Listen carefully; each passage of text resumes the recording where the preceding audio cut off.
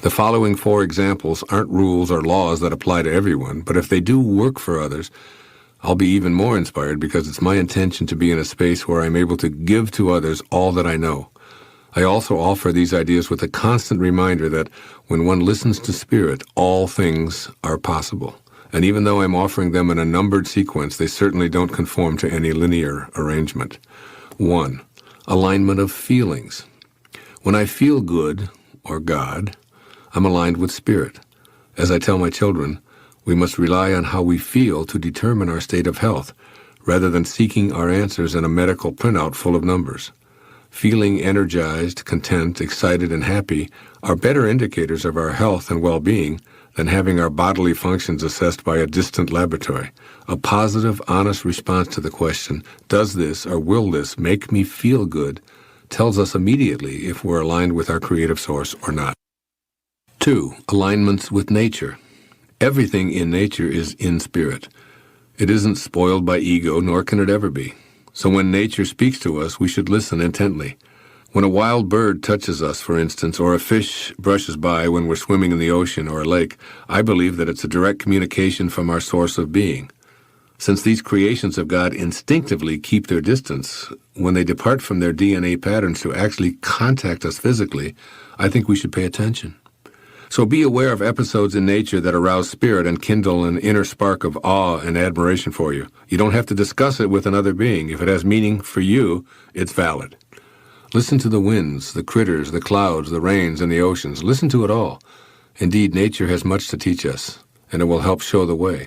All we need to do is align with its perfection and note how it aligns with ours. 3. Alignment with events. Strange occurrences and seemingly inexplicable events may actually be our all-creating source lining up coincidences, in quotes, to teach us and show us the way. The reason we begin to notice all this type of aligned synchronicity is because we've tuned into it. The teachers have always been there, but now we notice them. And our noticing indicates a new level of readiness to listen to our ultimate calling. In fact, these alignments can take some really interesting forms. The same numbers showing up, for example. We awake precisely at 4:44 morning after morning and then see those numbers appear on the odometer, on the radio, as a checkbook balance, at the deli counter, and as an assigned number for a charity walk, causes us to ask, what's going on here? The answer is that the universe is using us to be receptive and pay attention. It's not about playing all fours in a casino or the lottery. It's about knowing that these seemingly accidental repetitions are actually invitations from Spirit to join it. When a book literally falls into our lap or is sent to us by several different people, or even when we keep seeing the title and having it referred to us by others over and over, we need to notice, stop our resistance, and surrender. When we end up reading the contents and applying what it offers, we're aligning ourselves and becoming a vibrational match to the same source that's sending us these signals.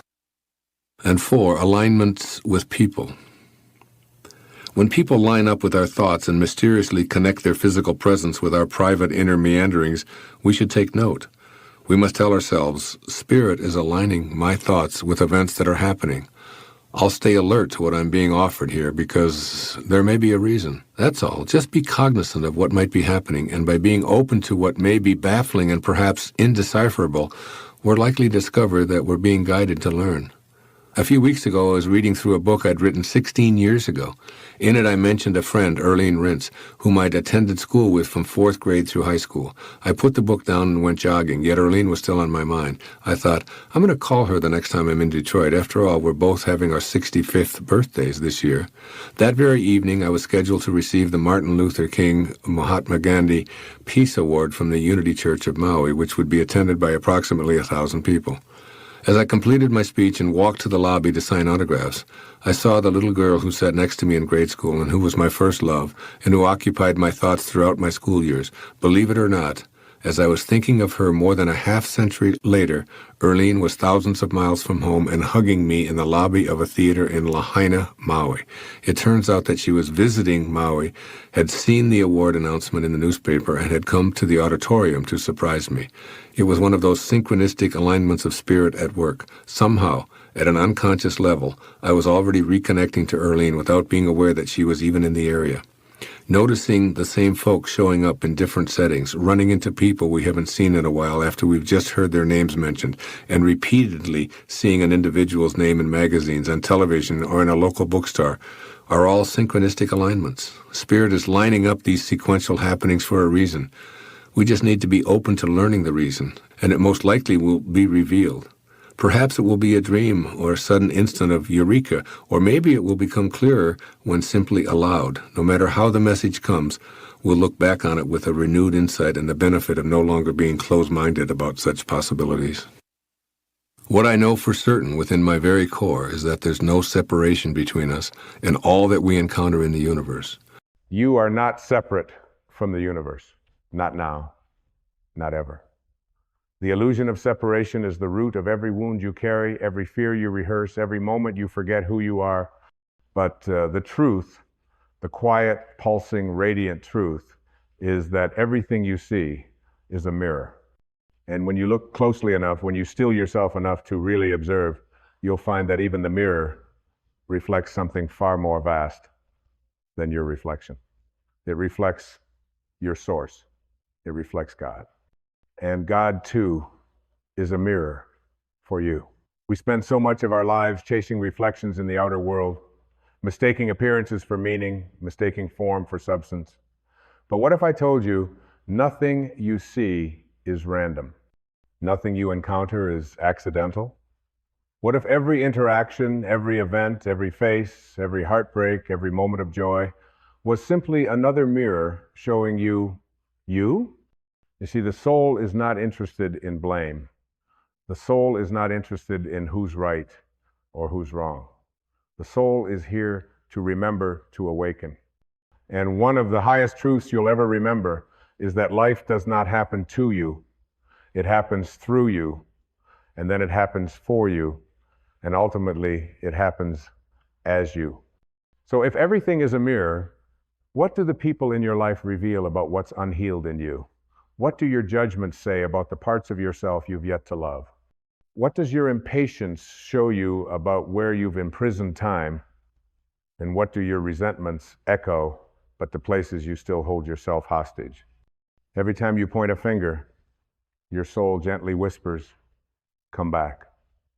Every time you criticize another, life holds up a mirror and asks, "Can you see yourself in this reflection?" Because healing doesn't begin by changing the reflection. It begins by changing what stands before the mirror. That is you. That is consciousness. That is power.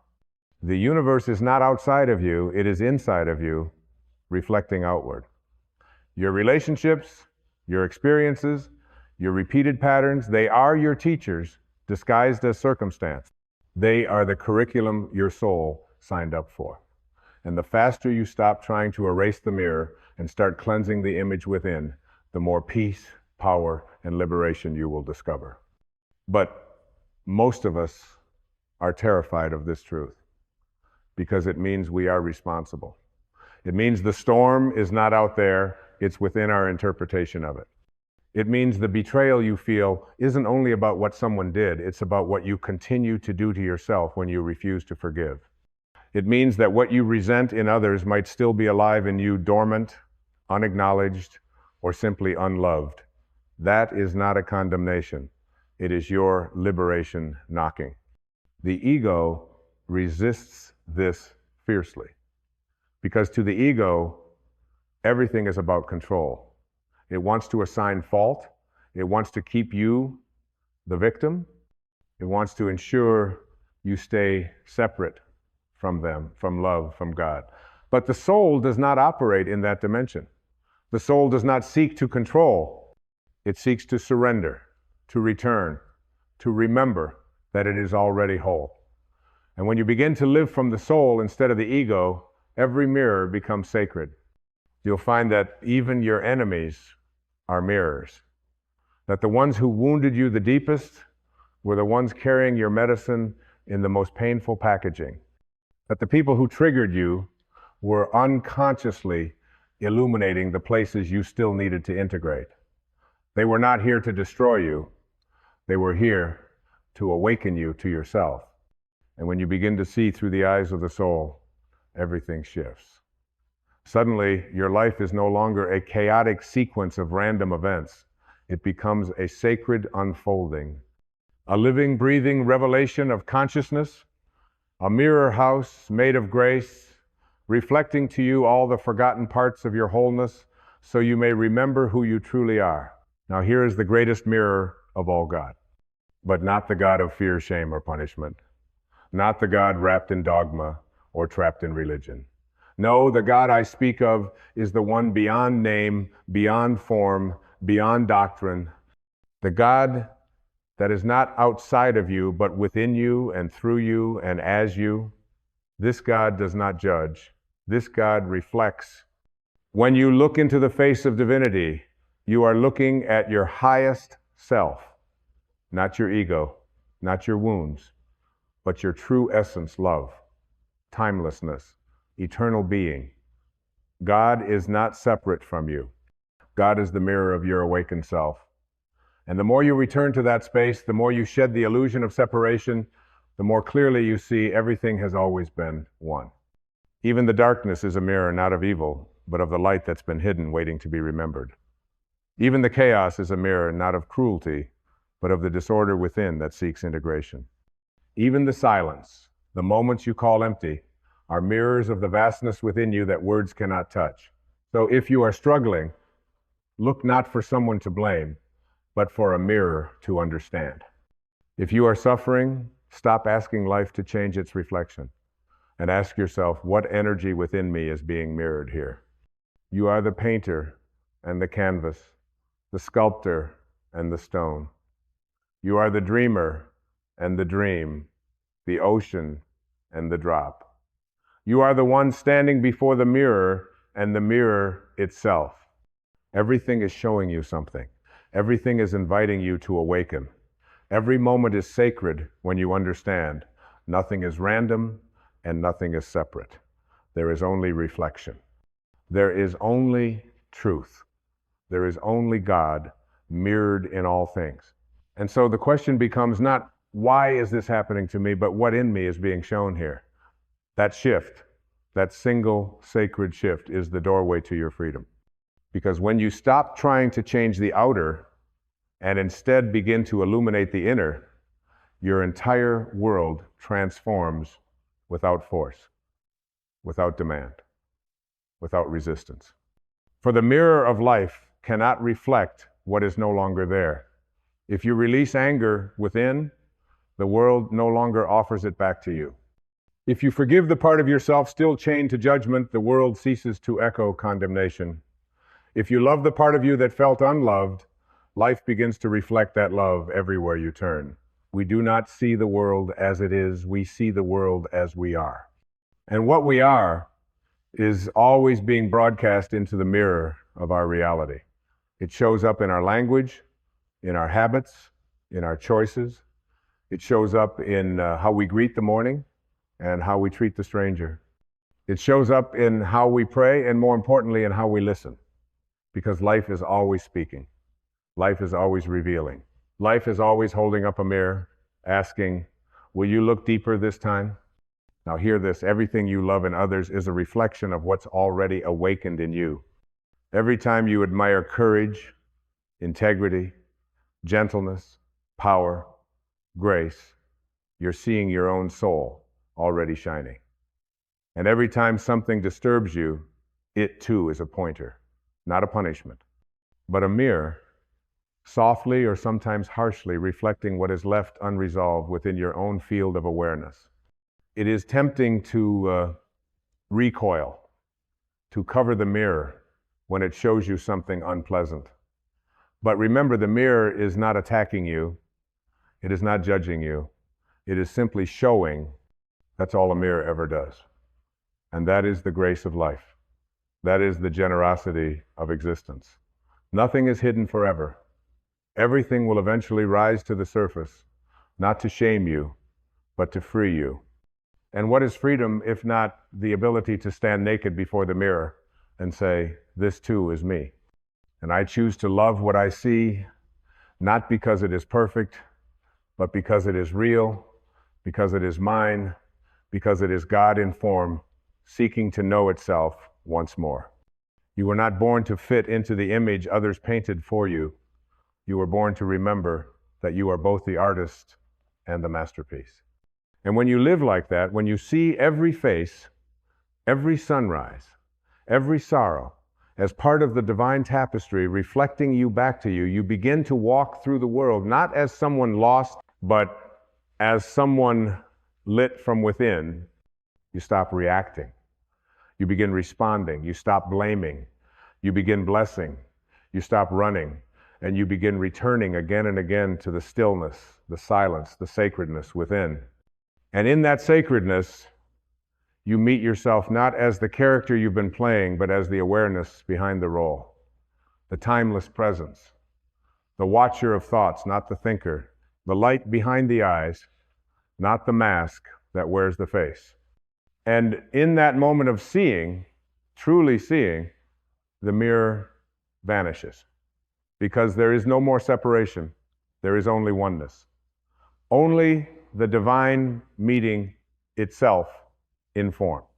That is why the greatest act of healing is self-honesty. To tell the truth first to yourself. To say, yes, I see where I've held on to pain. Yes, I see where I projected my wounds onto others. Yes, I see how I made God in my image, instead of remembering I was made in His. And then to say, and I am willing to return. Return not to the story, but to the source. Return not to the pain, but to the power behind it. Return not to the identity, but to the infinite awareness that was never bound by any name, title, or label. You are not here to fix the mirror. You are here to clean your vision. You are not here to manipulate the reflection. You are here to dissolve the false self so that what reflects is only love. And love, true love, is the highest mirror of all. For when you see through the eyes of love, you no longer search for yourself in the world. You see the world as yourself. The child crying, that is you. The elder smiling quietly in the park, that is you. The stranger on the train. The enemy you swore you'd never forgive. The friend who stayed. The lover who left. All of them are you. Different expressions. Different faces. Same essence. God dances behind every eye you meet. And if you want to see God, if you truly want to encounter the divine, stop looking upward, stop looking outward, start looking inward, and then look gently into the faces of all you encounter. Because what you are seeing is the face of your own awareness filtered through their form. That is the sacred play. That is the divine illusion. That is the truth the sages whisper and the mystics sing. God is not hiding. God is reflecting. And the mirror is everywhere. And now, I invite you to consider, what would happen if you stopped resisting the mirrors life keeps placing before you? What would shift if, instead of turning away from what triggers you, you leaned into it gently, as if it were a guide? What if you began thanking the people and experiences that once caused pain, not for the suffering they seemed to bring, but for the awareness they stirred awake in you? Because in truth, you don't grow from the comfort of the reflection. You grow from the tension it creates inside you, the friction between who you think you are and who your soul is, urging you to remember that friction is holy, that discomfort is grace, that mirror, no matter how dark, is sacred. We are taught to fear what makes us uncomfortable, but discomfort is the invitation to heal, to see, to awaken. And often, the clearest mirrors are not the ones that flatter us, they are the ones that challenge us to evolve. When someone dismisses you, do you retreat or do you remember your worth? When life delays your plans, do you curse the timing or trust the unfolding? When someone betrays your trust, do you spiral into resentment or rise into deeper boundaries and clarity? Each of these is a mirror, and each offers you a choice. Will you react from the ego or respond from the soul? Will you repeat the pattern or rewrite the story? Will you judge the mirror or will you bless it? You are the alchemist here. You are the one who can turn the lead of reaction into the gold of awareness. But only if you're willing to stop projecting your pain outward and start reflecting it inward with love. The mirror is not here to trap you. It's here to reveal you. It's here to return you to the awareness that was never broken to begin with. That is why healing is never really about others.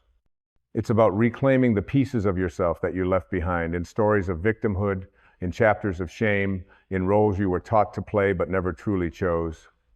Healing is remembering, and when you remember, you return to your wholeness, to your sovereignty, to your divinity. And here's the paradox. Once you take responsibility for your reflection, you free others from having to carry the weight of your unhealed projections. You stop making others the villain in your story. You stop needing them to change so you can feel okay.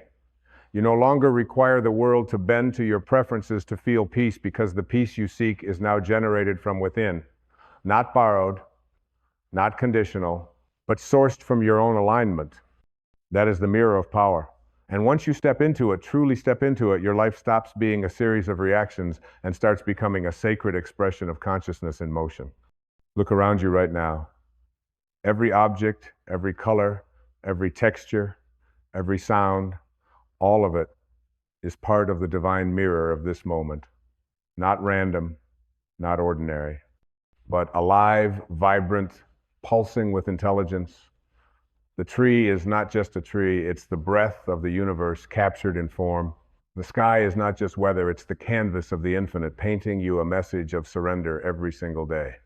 The stranger walking past is not a stranger, it's another fragment of God playing their part, mirroring back to you what you still seek or what you've already found. And then there's the silence, the great mirror of the soul. In silence, the ego has nothing to latch onto. It cannot perform. It cannot control. It cannot hide. Silence strips away all masks and shows you the vast, empty, luminous presence that has been there all along, the you beneath the thoughts, the you beyond the noise, the you that is not bound by body, name, or past. That you, the eternal you, is the one God sees when he looks in the mirror. Not your doubts, not your guilt, not your status or titles, but your essence, your light, your being. And that is why you were never meant to worship a God outside of yourself. You were meant to merge with the reflection of God within yourself. Because the more you awaken, the more clearly you see the line between you and God begins to dissolve. Not out of arrogance, but out of reverence. Not because you are God in totality, but because you are not separate from God in any way. Just as the wave is not the ocean, but it is never not the ocean. Just as the flame is not the fire, but it is never apart from its source. So too are you. You are a reflection of the divine, unique, radiant, and indispensable. But the moment you forget this, you begin to suffer. You begin to believe the mirror lies. You begin to chase external validation instead of internal truth. And the more you chase, the more fragmented you feel, because you're looking into the mirror of the world, asking it to tell you who you are when you had the answer all along, resting silently within. So the real invitation is this: stop chasing the reflection. Start becoming the light that casts it. The mirror does not define you.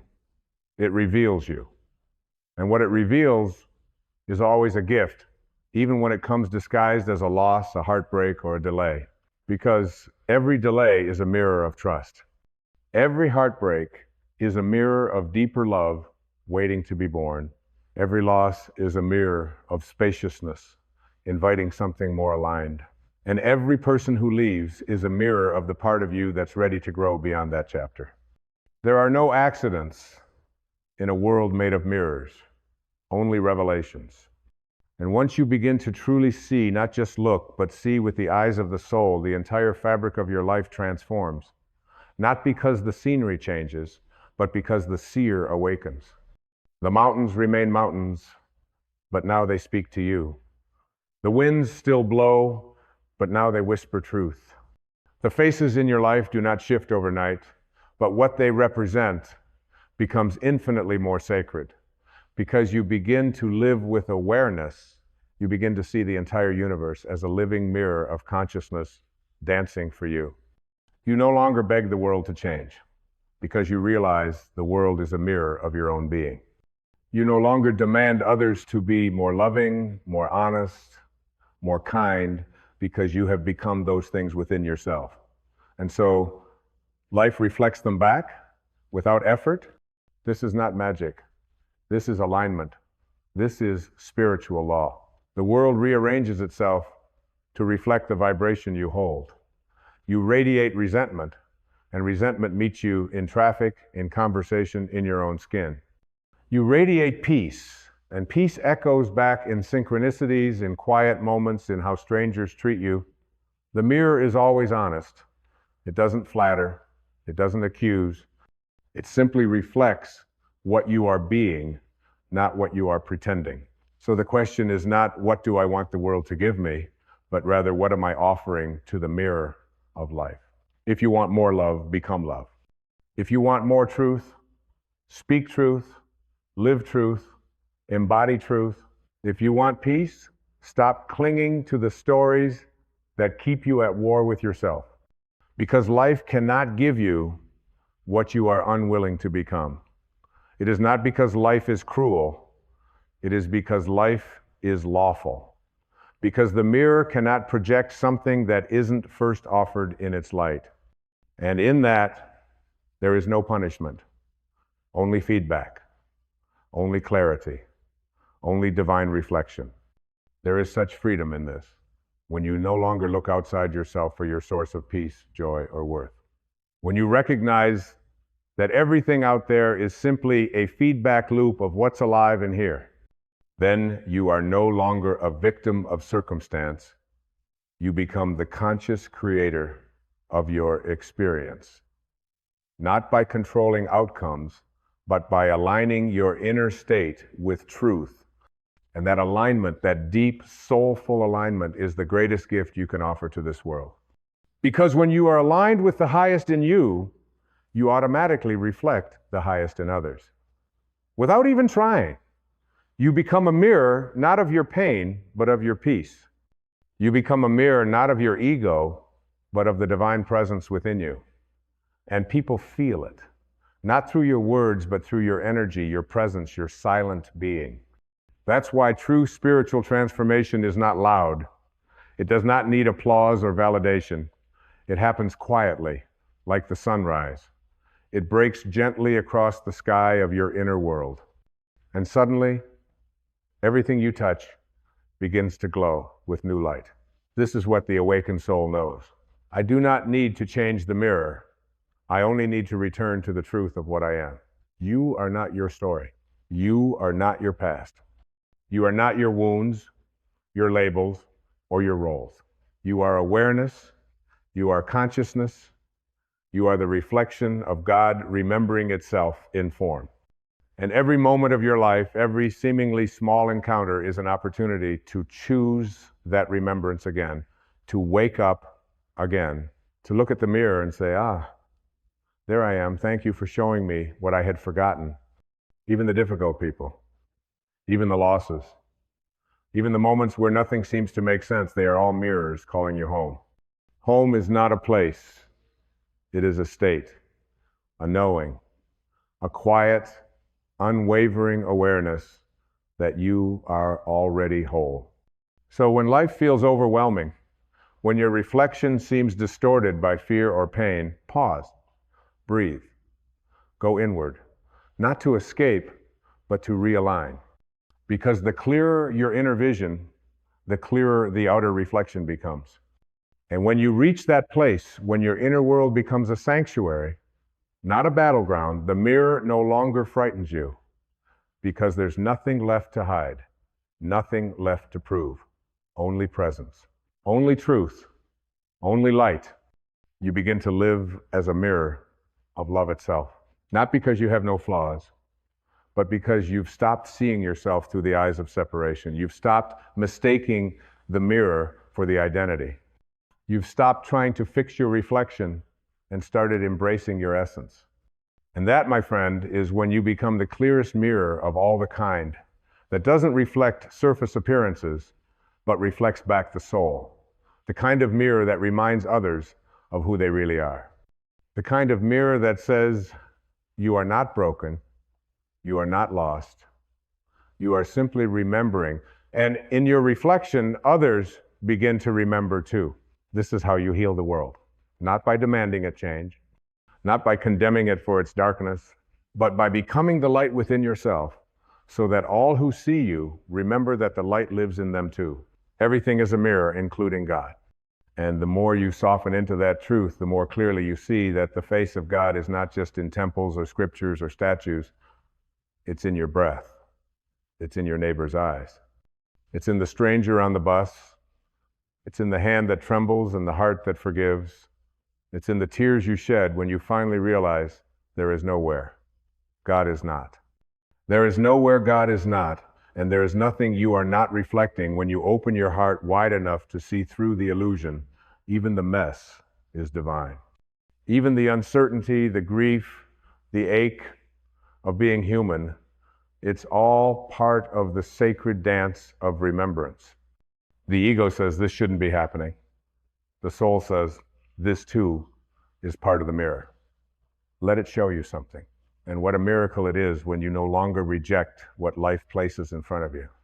When you no longer need to label something as good or bad, but instead say, this is here and so am I, and together we will understand. That is the moment the reflection changes. Because now the mirror is no longer bouncing back your resistance, it is amplifying your acceptance. And that acceptance is the first step into freedom. To accept does not mean to agree. It does not mean you condone every behavior or tolerate every pain without action. It means you stop waging war with what is. It means you allow the reflection to be there without denial. And from that space, you begin to choose not from fear, but from clarity. Not from lack, but from wholeness. Not from reaction, but from remembrance. You begin to choose relationships that mirror your inner peace, not your unhealed chaos. You begin to walk into rooms and feel yourself radiating instead of searching. You stop chasing love because you finally see that you've been the source all along. You don't attract what you want, you attract what you are. So become what you seek, and let the mirror reflect that becoming. Let every rejection reflect your rising self-worth. Let every heartbreak reflect the deepening of your capacity to love. Let every delay reflect the divine orchestration that sees what you cannot. Let every frustration be the teacher reminding you to let go of how you thought it should be and fall in love with how it is. This is the sacred mirror of life. It is always loving, always honest, always evolving with you. And in its deepest reflection, when the illusion is stripped away, you do not find a world staring back at you. You find stillness, silence, God. That is why so many mystics and sages withdraw into the silence, not to escape the world, but to meet the original mirror, the still, unchanging presence within which all things arise and return. And once you've seen that, once you've touched the formless essence behind the form, everything else in life becomes an echo of that one sacred truth. I am not this name, this body, this history. I am the one who watches, who loves, who creates, who returns. I am the divine in disguise. And so are you. So is your neighbor. So is your child, your parent, your partner, your past. Even the pain is sacred when you understand that it too reflects an unmet part of your light. Can you imagine living like this every day? Not as a theory, but as a felt truth. To wake up and see everything not as a problem to fix, but as a mirror to receive. It would change how you walk through the world. You would no longer argue with reality. You would no longer defend yourself so fiercely. You would no longer need to prove or persuade or punish, because when you live as a mirror of peace, the war ends first within, then without. And that's what the world needs now. Not more opinions, not more noise, not more fear masquerading as control. It needs mirrors of grace. mirrors of compassion, mirrors of presence, mirrors of God, not the God we argue about, but the God we reflect when we remember who we are. You don't have to preach it, you just have to live it. Live as if everything is a mirror, because it is. Live as if God is not a destination, but a reflection, because He is. Live as if your presence is enough to remind someone else of their light, because it is. You are not here to fix the world. You are here to become so true, so real, so aligned that the world naturally begins to shift its reflection. This is not about perfection. It's about presence. This is not about never falling. It's about seeing each fall as another reflection calling you higher. And when you begin to live this way, gently, honestly, spiritually awake, you discover that life begins to speak to you in whispers. Synchronicities arrive like echoes of your inner voice. Miracles become commonplace, not because the world has changed, but because you have. You've stopped seeing through the eyes of fear. You've stopped projecting shadows and started illuminating them. You've stopped running from your reflection and started bowing to it. That's what this moment is inviting you to do. To stop, to breathe, to soften, and to really look at what life is showing you, because the reflection is not there to shame you, it's there to free you. It's saying, beloved, this too is you, and you are safe to heal now. Even the ugliest mirror is a blessing when held with love, because it reveals the wound, and once you can see the wound, you can offer it the one thing it's always wanted, your presence, your forgiveness, your truth. You do not have to fight your reflection. You simply have to meet it gently, as you would a child who has forgotten who they are, because that's what you are sometimes. That's what we all are sometimes. A divine child staring into the mirror of this world, trying to remember, I am not the pain. I am not the past. I am not the mask. I am the love that sees it all and still says, I am. And when at last you are tired of running, tired of defending, tired of trying to rearrange the mirror to fit the fractured image you've held, you'll come to stillness. Not because life broke you, but because it gently brought you back to the truth you had abandoned. You'll sit not in despair, but in surrender. Not in defeat, but in the vast, sacred openness of awakening. And it will be there in that sacred quiet that you'll see the clearest reflection of all. Not your face, not your body, not your name, but your being.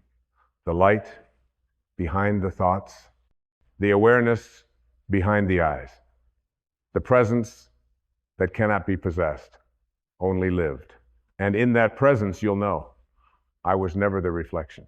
I was the one reflecting. I was never the story. I was the space it played within. I was never the broken glass. I was the light that passed through it. And then it will all make sense, not as an idea, but as a felt, trembling, knowing in your chest. God was never hiding. God was reflecting. God was in your heartbreak, your joy, your silence, your breath, your ordinary mornings, and your sleepless nights. God was in the mirror, all along not watching you, but being you. And all the mirrors you shattered in anger, all the reflections you rejected in shame, all the images you chased in longing, none of it was wrong. None of it was wasted. It was the path. It was the invitation. It was the divine curriculum bringing you back home, not to who you were told to be, but to who you always were. A soul made of light, shaped in love, reflecting infinity. When you know this, truly know it, the kind of knowing that doesn't speak, but vibrates in your cells, your eyes change. You no longer look to condemn or compare or control. You look to see. You look to honor. You look to reflect what is holy in everyone and everything, even in the things that once scared you, especially in the things that once scared you. You begin to understand that everything that ever came into your life was not to test your worth, but to remind you of it. That even the chaos was organized by grace. That every soul you ever met, friend, lover, stranger, adversary, was a mirror sent to polish your own, sent to show you something, sent to reflect the infinite in you that had temporarily forgotten its origin, you begin to see that the world is not broken. It is covered in mirrors, begging to be looked into with love instead of judgment. And your life, your precious, messy, miraculous life, is not a mistake, but a mosaic of mirrors reflecting every shade of your divinity. The sorrow, it showed you depth. The betrayal, it taught you boundaries. The silence, it reintroduced you to your own voice. The waiting, it gave you back time. The loss, it turned you toward eternity. And the mirror, again and again, never lied. It only waited for you to see with new eyes. So now, breathe. You are here, fully here. And everything is showing you, not the surface you, not the striving you, but the you that existed before any mask, before any fear, before any role was given or claimed. That you is holy. That you is whole. That you is a mirror of God. And there's no need to search anymore. No need to wrestle with reflections. No need to edit your soul to fit into someone else's lens. The mirror is clear. The message is simple. You are not apart from life. You are not apart from love. You are not apart from God. You are what God looks like in this form, in this time, in this breath. You are what love chose to reflect when it said, "Let there be light." So walk softly now, with your heart open and your spirit grounded. Speak gently, for everyone you meet is facing a mirror of their own. Look tenderly, for in every face is the light you once forgot and now remember. Live fully. For this moment is your most honest reflection. And when you pass a mirror, pause, not to critique, not to adjust, but to bow. For in that reflection, in those eyes, in that breath, you are seeing what God sees. When God looks in the mirror, and that is enough. That is everything. That is the truth that sets you free. Now go, not to chase your reflection, but to become the light that no longer needs one. Let the mirror dissolve. Let the self dissolve. Let only love remain. Let only God remain. And let the silence now be your final mirror, so wide, so still, so whole, that you no longer see yourself at all, only the light, only the light. You were never born to simply survive. You were not sent here as a mistake to be corrected or a problem to be solved. You arrived in this world as a spark of the infinite, clothed in flesh, yet never truly separate from the source that breathed you into being. Long before the noise of the world told you who to be, what to fear, and what you lacked, there was only silence. And in that silence there was knowing. And in that knowing there was divinity. You are not your resume, you are not your past, you are not your roles, your relationships, or even your reputation. Strip it all away, peel back the layers of fear, the costumes of ego, the armor of self-doubt, and what remains is something eternal, something vast, something holy. You. To remember your divine origin is to awaken from the trance of separateness. The world has tried to convince you that you are just a body, just a mind, just a story unfolding on a linear timeline. But look deeper. Feel into it. You are not in the universe. The universe is in you. You are not a wave trying to become the ocean. You are the ocean pretending to be a wave for a little while. And when you know that, truly know it, you stop grasping for wholeness and things that can never make you whole. The trees do not struggle to be tall. The sun does not compete to shine. The stars do not hustle to earn their glow. They simply are. And so must you remember what it means to be. You are not here to fix yourself. You are here to remember yourself. And when you remember, you return to peace, to grace, to presence. That is the path of the divine. Every fear, every wound, every moment of suffering is not a punishment. It is a call to wake up, a signal that you have wandered from your truth and bought into the illusion that you are separate from love itself. But you are not. You never were. The pain you feel is not proof that you are broken. It is evidence that your soul is still alive beneath the noise, yearning to come home. You are a divine creation. Not later, not once you've healed, not once you've succeeded, not once you've found someone to love you back. Now, in this breath, in this moment, with all your cracks and questions and unfinished prayers, you are already holy, not because of anything you've done, but because of who you are. And who you are is the beloved of the infinite. You did not come into this life to accumulate identities like trophies. You are not here to prove your worth through exhaustion or to earn love through sacrifice. You are here to shine not as someone better than others, but as someone finally remembering there was never anything wrong with you to begin with. You were not born flawed, you were born forgotten. Forgotten of your divine essence, because the human story has a way of wrapping our wings so tightly we forget we were ever meant to fly. But hear this deeply. You are not your trauma. You are not your history.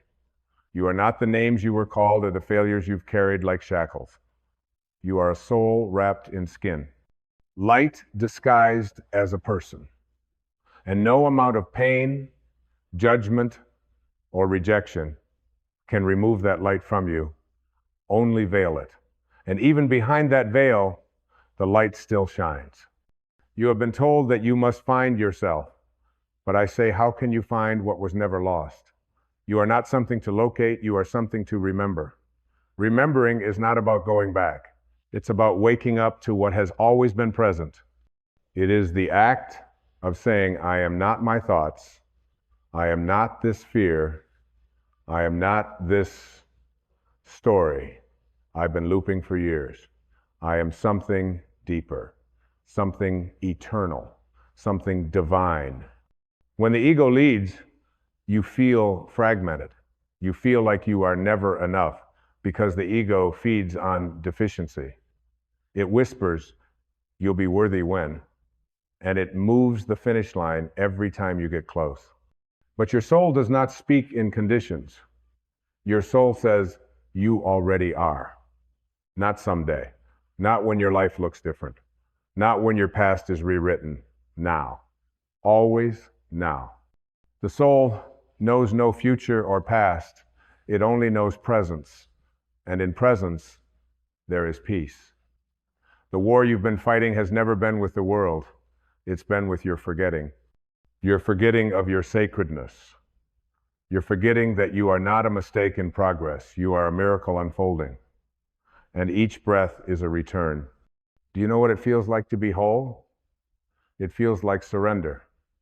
It feels like letting go of the heavy need to be more, to be fixed, to be validated. It feels like standing in the center of your being and declaring this right here is enough. And in that moment, you are free. Not because anything has changed around you, but because something has changed within you.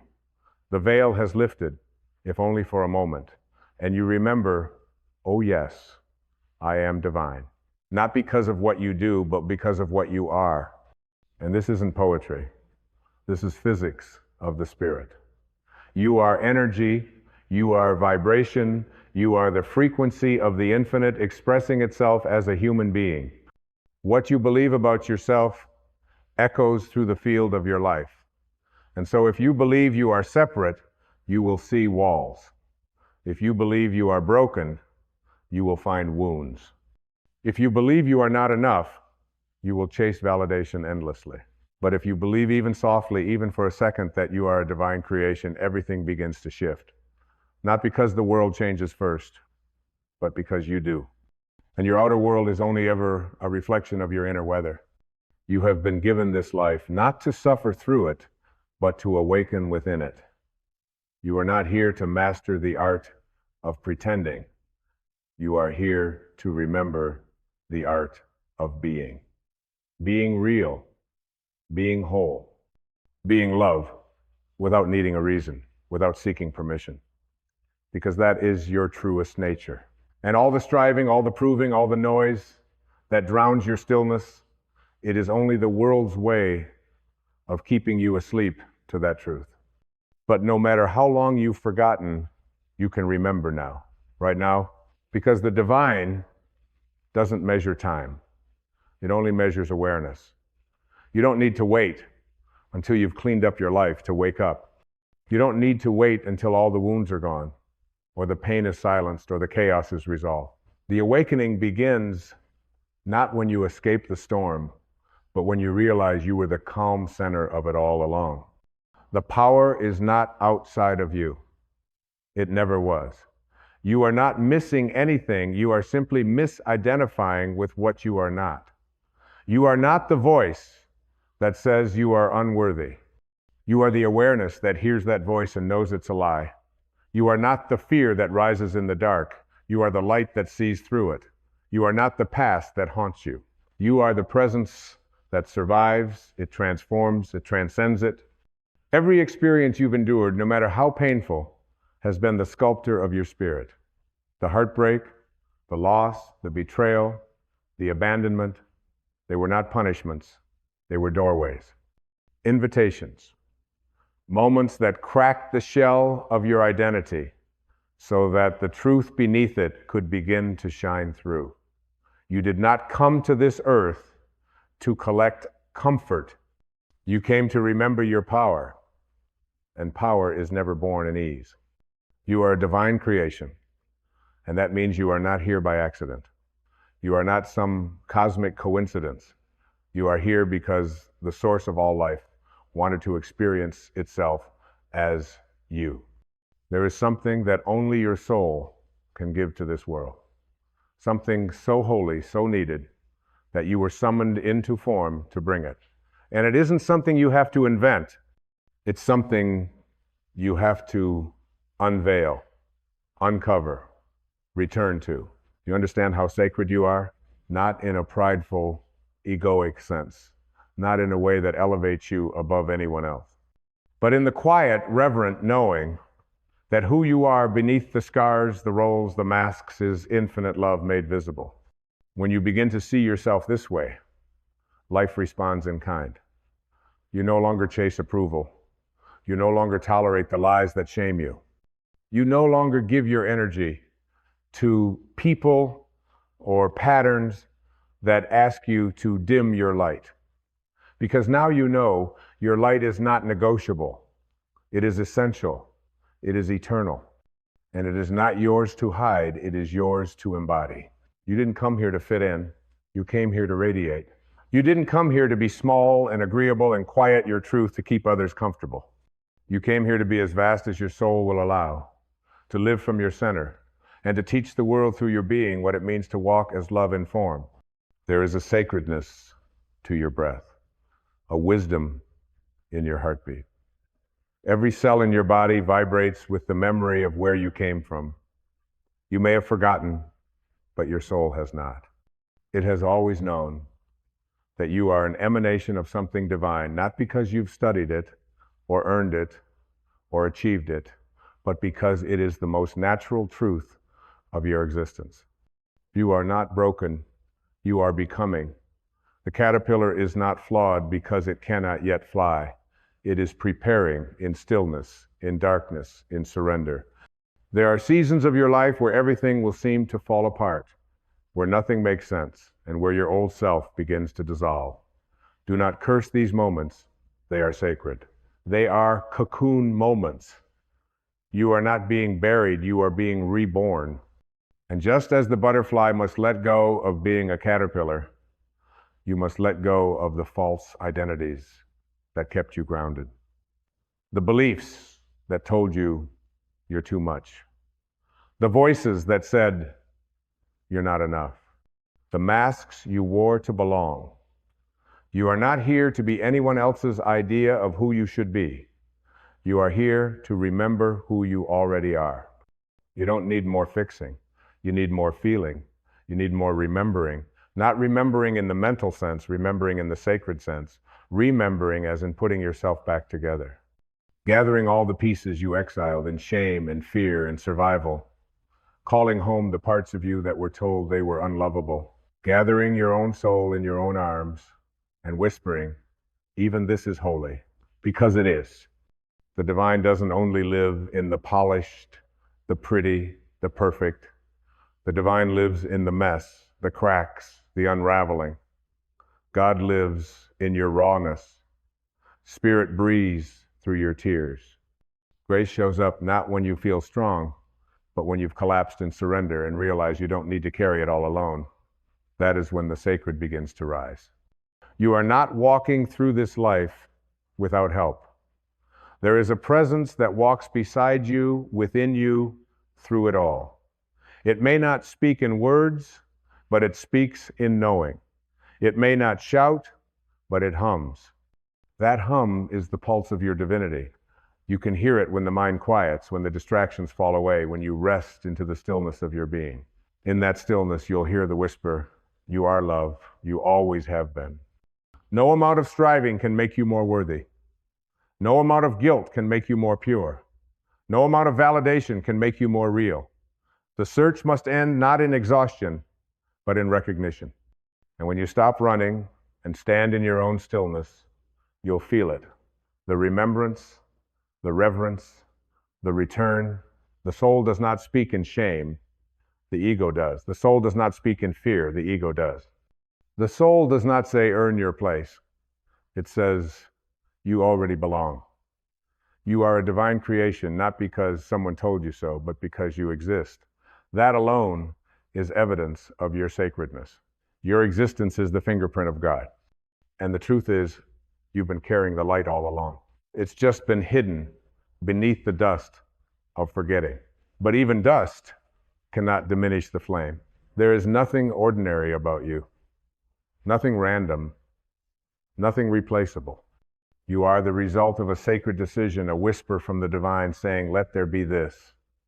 And so you appeared, clothed in flesh, but made of light. And though the world has tried to convince you that you are just another face in the crowd, just another number in the system, your soul knows better. It always has. You didn't come here to be small. You didn't come here to conform, to apologize for your presence, to shrink your voice, to avoid discomfort. You came here to live with your heart unguarded, to love like it's the only thing that matters because it is. You came here to weep, to laugh, to dance barefoot through the chaos and still call it beautiful. You came here to be fully human, but never forget that you are fully divine. And though you may have wandered into fear, into doubt, into silence so deep it swallowed your voice, you have not been lost. You have only been sleeping. And now the time has come to wake, not in panic, but in awe, to rise, to step into the fullness of who you are with reverence, not to fix, not to strive, not to perform, but to remember. Remember that the stars do not apologize for shining. The ocean does not ask permission to roar. The moon does not dim itself when the clouds pass by. They all live in alignment with their essence, and so must you.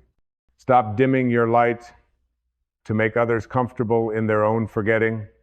Stop shrinking to fit into cages you were never meant to enter. Stop measuring your worth with rulers made by people who cannot see your soul. You are not here to be understood by everyone. You are here to be true to the one who created you, and that one lives inside you. This is not about arrogance. This is not about superiority. This is about sacred ownership, owning your essence, owning your energy, owning the fact that you are and always have been a divine creation. And when you walk with that knowing, your life changes. You begin to speak differently, choose differently, love differently. Not from ego, but from essence. Not from fear, but from truth. And here's the truth. You were created in the image of love. Pure, infinite, formless love, expressed now through the contours of your smile, the sound of your voice, the compassion in your hands. You are how the divine touches this world. You are how grace walks. You are how healing begins, not just for you, but for those who feel you, witness you, remember who they are because of your presence. So let your life be a mirror that reflects the sacred back into every heart you meet. Let your words be rivers of peace. Let your silence speak of depth and dignity. Let your being, just your being, be enough to awaken someone else's truth. Because that's what you are, a divine reminder, a walking prayer, a soul with skin on it. And when you finally stop fighting yourself, when you stop believing the lies the world sold you, you will feel it, that peace that doesn't need conditions, that joy that has no opposite, that love that has no edge. That is your home. And that home has always been within you. You are not here to chase meaning, you are the meaning. You are not a seeker in need of a destination, you are the sought. And every moment that felt empty was not a punishment. It was a space the universe left open so you could fill it with your own light. You were not created to hustle for love or compete for worthiness. That is the conditioning of a world that forgot how to look inward. But you are remembering, and in your remembering, you liberate not only yourself, but others who have been silently waiting for permission to do the same. Because when one soul awakens, it becomes a lighthouse. You begin to see with different eyes. You no longer look for God in the distance. You see God in the pause between words, in the laughter of children, in the wrinkles of the old, in your own breath, in the mirror. And this realization is not an achievement, it is a return to what has always been present beneath the noise. Your value has never come from what you do, it comes from what you are. And what you are is infinite. The ego will always say you are too much or not enough. That is its only vocabulary. But the soul speaks in completeness. The soul does not compare. It does not rush. It does not try to convince. The soul simply is. And in your stillest moments, when you are quiet enough to hear, it sings one song. You are whole. You are loved. You are divine. And oh, how life changes when you believe it. You stop fighting your reflection. You stop begging others to reflect what you refuse to claim within. You stop running toward an image of success and begin walking as success itself, not measured in titles or possessions, but in peace, in presence, in alignment. True success is alignment with your source. And your source is pure love. Not the love that depends on behavior or agreement, but the kind of love that has no opposite, no condition, no scarcity. The kind of love that says, even here, even now, you are sacred. When you align with that, you become unshakable. Not invincible to pain, but deeply rooted in the knowing that pain is not the end of you, that storms do not destroy the sky, and fear does not erase the soul. The tree bends in the wind not because it is weak, but because it is wise. So bend, but do not break. Feel, but do not drown. Cry, but do not forget that your tears are holy. They water the soil of your becoming. There is nothing weak about softness. There is nothing wrong with feeling deeply. In fact, your depth is your power. The world has praised the strong exterior for too long, but it is time to honor the interior world, the world of truth, of spirit, of stillness. That is where the real transformation happens. Not outside, but within. And that is why healing does not begin with revenge or control or validation. Healing begins with remembrance. And remembrance begins with surrender. Not surrender as defeat, but surrender as reunion. Surrender is not the absence of power, it is the presence of wisdom. It is the sacred act of returning what was never yours to carry. It is releasing the illusion of control and stepping into the arms of a presence that has been holding you since before your name was spoken into time. When you surrender, you do not collapse, you expand. You do not lose, you return to yourself, to your center, to the divine rhythm that beats beneath every circumstance, every chapter, every breath. You are not here to force your way through life. You are here to flow not with passivity, but with presence. Flow is the language of the soul. It doesn't demand or dominate. It listens, it aligns, it allows. And in that allowing, it receives. Because when you remember that you are a divine creation, you stop trying to grasp at life and you begin to let it rise through you. This is the great reversal. The more you chase, the more life hides. But the moment you soften, open, allow life floods in, not because you earned it, but because you stopped resisting what already belonged to you. You were never separate. This has always been the illusion that you are separate from God, separate from love, separate from wholeness. But separation is not real. It's just the shadow cast by forgetting. And the light of truth dissolves it in an instant. You don't need to travel the world to find the divine. You don't need to cross oceans, climb mountains, or perform rituals. You only need to turn inward, sit in silence, breathe into your being, and there, in that holy space between the in-breath and the out-breath, you will hear it the echo of eternity, the remembrance of origin, the truth that has waited patiently beneath every distraction, every role, every mask. You are already home. You've always been. You are the breath of the infinite in temporary form. You are the silence behind the noise, the peace beneath the chaos, the clarity beyond the confusion. You are not what has happened to you. You are what survives it, transforms it, transmutes it.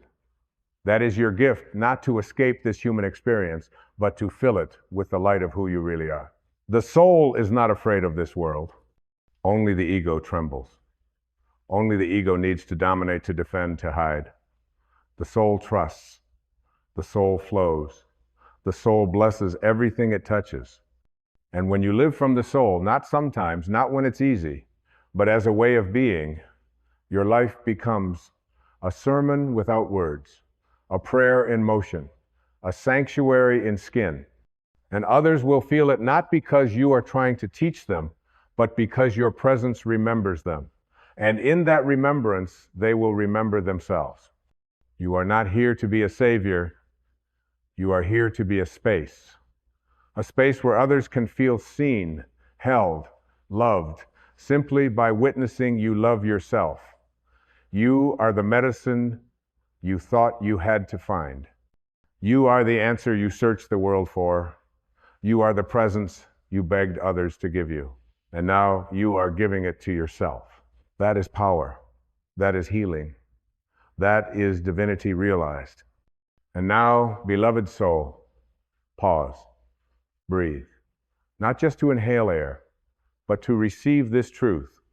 You are not who you thought you were. You are not the story. You are not the pain. You are not the roles you've worn like armor. You are not the wounds you've used as identity. You are not the labels, the achievements, the mistakes, or even the personality you've grown so used to defending. You are the presence beneath it all. You are the witness, the timeless stillness, the sacred silence. You are the sky, not the weather. You are the ocean, not the waves. You are the awareness watching the play unfold. And in that awareness, there is no suffering. There is only being. And that being is divine. You do not need to become worthy of love. You are love. You do not need to search for peace. You are peace. You do not need to earn freedom. You are already free, but your belief in the illusion is what binds you. And now you are ready to unbind, to let go of the old identity that was formed in fear, in shame, in comparison, to no longer carry the burden of proving, to no longer apologize for your light, to no longer wait for someone to give you permission to live as who you already are. Because who you are is sacred, and it is time to live like it. Not in arrogance, but in reverence. Not in performance, but in presence. Not in noise, but in still, unwavering truth. You don't need to convince anyone. You don't need to explain it. You don't even need to shout it from the mountaintop. Your vibration will speak louder than your words ever could. When you walk as a divine creation, when you live with that awareness in your cells, the whole world shifts in your presence. You become a living invitation for others to come home to themselves. You become the mirror in which others can finally see their own holiness. You become the calm in a world obsessed with chaos. You become the light in a room that forgot it was lit from the beginning.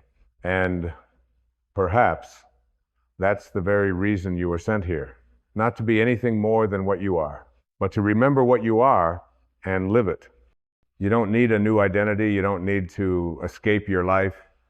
You don't need to wait for all the pieces to be in place. The miracle isn't waiting out there somewhere. The miracle is you here, now, aware, alive, awakened. You are a divine creation right now, even with your doubts, even with your scars, even with the mess you've walked through and the mistakes you've made and the grief you carry like a second skin, you are still divine, no less sacred, no less whole, no less radiant. You were created by the same source that paints sunsets, stirs oceans, births galaxies, and yet it poured its essence into you not to compare you to the stars, but to remind you that you are one. So return now, not to who you were, but to what has never changed, the eternal, untouchable, unbreakable light that you are. The soul that remembers, the presence that witnesses, the love that holds it all. Let that be your truth now. Let that be your home. Let that be your way of walking in the world. Not as someone chasing the divine, but as someone finally embodying it, because you are not becoming divine. You are and have always been a divine creation. And now you remember